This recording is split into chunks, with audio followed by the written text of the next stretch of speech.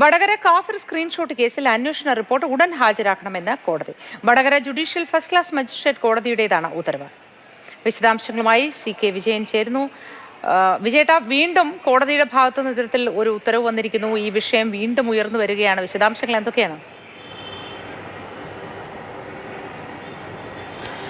ഇപ്പോൾ Vadakara judicial first class magistrate കോടതിയിലെ magistrate AM ഷീജയുടേതാണ് പുതിയ ഉത്തരവ് വന്നിട്ടുള്ളത്. അതായത് ഇന്ന് 2:30 കോടതി വീണ്ടും ചേരും. ഈ കോടതി ചേരുന്നതിനകം തന്നെ ഈ പോലീസിൻ്റെ ഇത് സംബന്ധിച്ച അന്വേഷണ റിപ്പോർട്ടും അതോടൊപ്പം തന്നെ ഈ മൊബൈൽ ഫോണുകളുടെ ഫോറൻസിക് പരിശോധനാ റിപ്പോർട്ടുകളും പോലീസ് കോടതിയിൽ ഹാജരാക്കണം എന്നതാണ് ആ ഉത്തരവ്. സ്ക്രീൻഷോട്ടുമായി ബന്ധപ്പെട്ട അന്വേഷണം ഇങ്ങും എത്തിയിട്ടില്ല എന്ന രീതിയിലേക്കാണ് ഇപ്പോൾ കാര്യങ്ങൾ പോകുന്നത്. കാരണം അല്ലെങ്കിൽ അത് അന്വേഷണം നടക്കും തോറും വാദി പ്രതിയാകുന്ന സാഹചര്യത്തിലേക്ക് കാര്യങ്ങൾ മാറിയിട്ടുണ്ട്. അതുകൊണ്ട് കാസിം എന്ന് പറയുന്ന MSF നേതാവിൻ്റെ പേരിലായിരുന്നു ഇതാദ്യം പ്രചരിപ്പിച്ചത്. അദ്ദേഹം ഹൈക്കോടതിയിൽ പോകുകയും ഹൈക്കോടതിയിൽ നിന്നാണ് ഇപ്പോൾ കഴിഞ്ഞ ദിവസം ഒരു ഉത്തരവ് വന്നത്.